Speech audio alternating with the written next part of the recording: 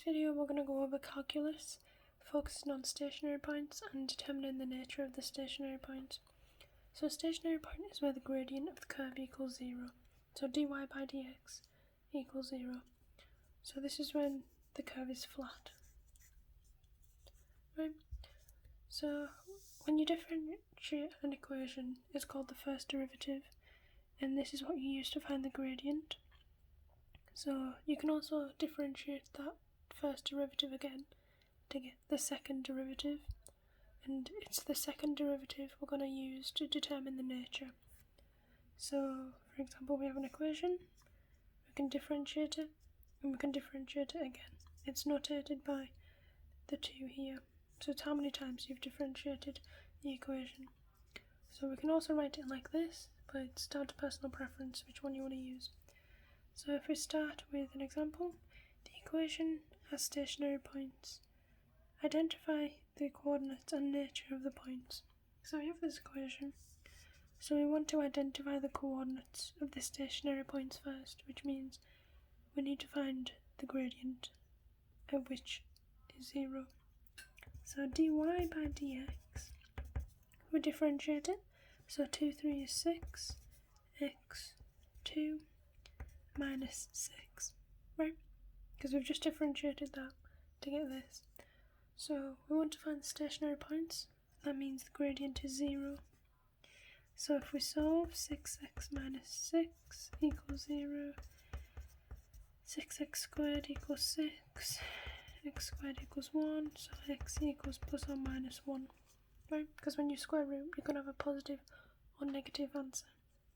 So now that we've got 2x coordinates, we need to find the y coordinates, which we can just plug into here and get our corresponding y values.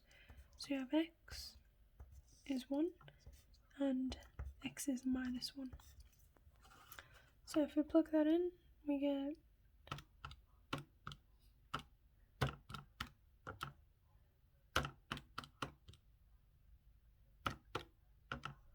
we have 0 and minus 1 is 8. So those are the coordinates of our two stationary points. So now we need to determine the nature. So we differentiate this again for the second derivative. Do 6 times 2 is 12, and x, so 2 minus 1 is 1, x to the power of 1.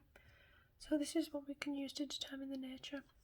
So if we plug in our x coordinates again, so for this one, for 1, 0, dy over dx squared, plug in 1, so we have 12.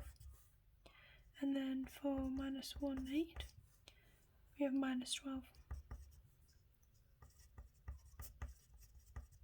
Right? And so this bit here helps us determine if it's a maximum or minimum or inconclusive. Inconclusive can also mean point of inflection, so where the graph is below the x-axis and above x-axis. Right? So for here, because it's positive, that means it's a minimum. So minimum,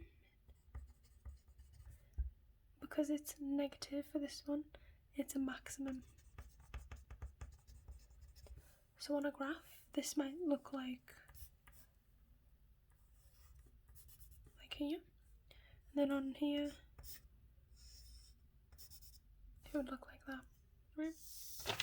So if we do some more examples, we have find and classify the stationary points of this curve. So again, we differentiate 6x squared minus 14x, and constants disappear. So then we find where the gradient equals 0 to find the stationary point. So we have 6x squared minus 14x equals 0. We can factorise x. We have 6x minus 14. So x can equal 0. And then we have 6x minus 14 equals 0. So x equals 14 over 6, which is a very long number, so we'll leave it at that. So then we have two of our x coordinates. So our stationary points we can find out by plugging our x values back into the original equation. So if we do that, so we have 14 over 6, then we have minus 235 over 27, and 0.0, we have 4. So those are our two stationary points. Now to classify them or determine their nature, we're going to have to differentiate this again. So d squared y over dx squared, 6 times 2 is 12x, and then differentiate is 14. So we plug in our x values to see what the second derivative is. So we have 14 multiplied by 14 over 6 minus 14 is 14. So this one is positive, the second derivative, right? If it's positive, remember that means it's a minimum, so it's min. If we plug in 0, we've got 12 times 0 minus 14, so that's negative, which means it's a max. That's it. So for the next one, these are just the same examples. So find and classify the stationary points with the following equation. So standard, we find gradient 6x squared minus 30x plus 24, make it equal to 0, and find our two x coordinates. I'm lazy, so I'm just going to use the calculator. But this could be used for quadratic. You could use the quadratic equation, complete the square, factorise in. Just how much time you've got. So we have a solution at 4 and a solution at 1. Our corresponding x coordinates you can find by plugging into the original equation.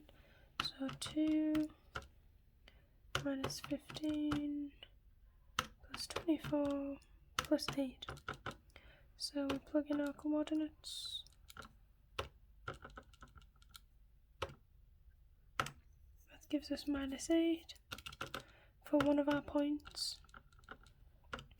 And then our second point is 19. So those are the coordinates of our two stationary points. To determine the nature, again, we differentiate twice. 6 times 2 is 12x, and then you have minus 30, constants disappear, and then we plug in our x coordinates, right? So 12, 4 minus 30, so it's 18, which is positive. So that means it's a minimum.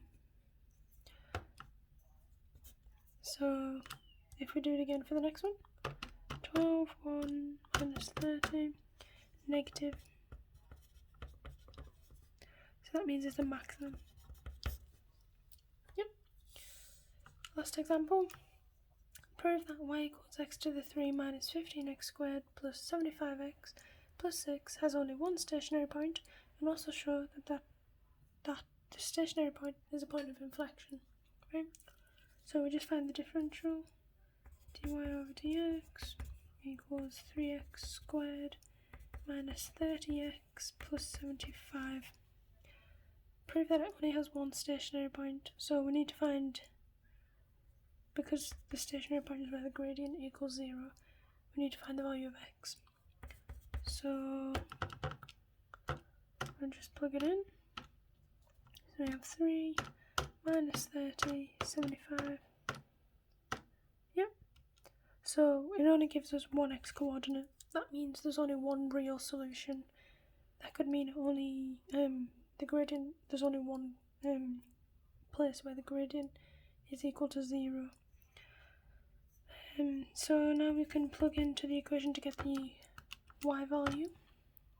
So we have 5, so to the power of 3 minus 15 to the power of 2 plus 75 plus 6. So 131.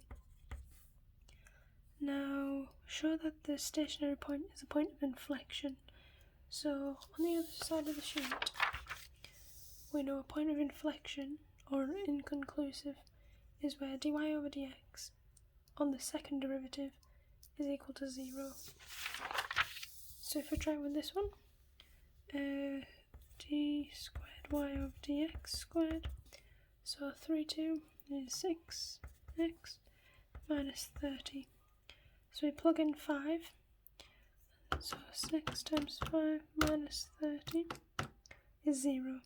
So dx squared over dy squared over dx squared equals 0, which means inconclusive. And that's it.